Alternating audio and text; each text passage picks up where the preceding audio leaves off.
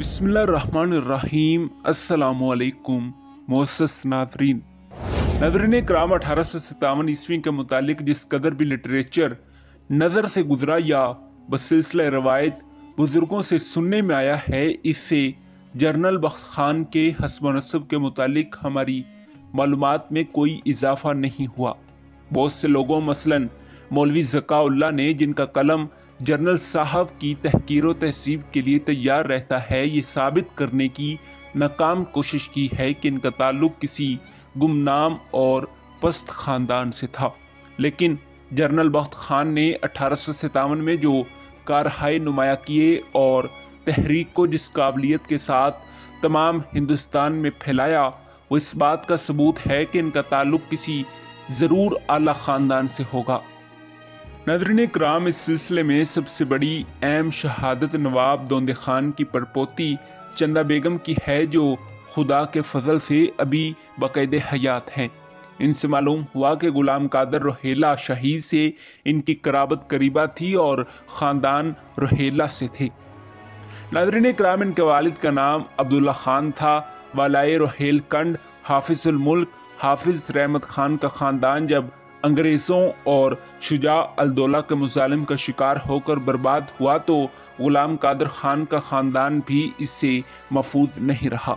इस अंतशार में जिसका जिधर मुंह उठा चला गया, चुनाचे बख्त खान के वालिद और अहले ख़ानदान ओद के मौसा सुल्तानपुर में आबाद हो गई।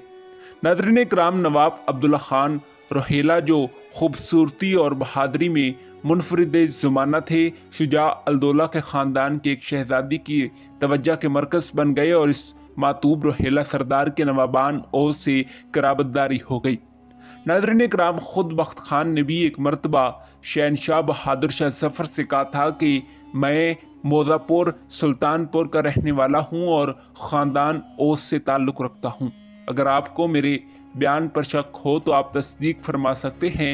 बादशाह ने फरमाया कि तस्दीक की ज़रूरत नहीं, मुझे आपकी शराफत और नजाबत पर पूरा यकीन है।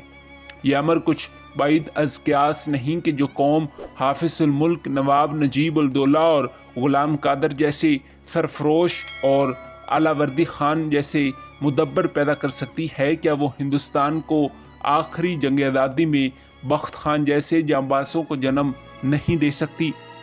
नाज़रीन कराम, अगर तालीम व तरबियत और मुलाज़मत पर नज़र डाली जाए तो ज़माने कदीम के नवाबी ख़ानदान के लोग काफ़ी पढ़े लिखे होने के अलावा फ़नून हरम में कामिल दस्तगार रखते थे।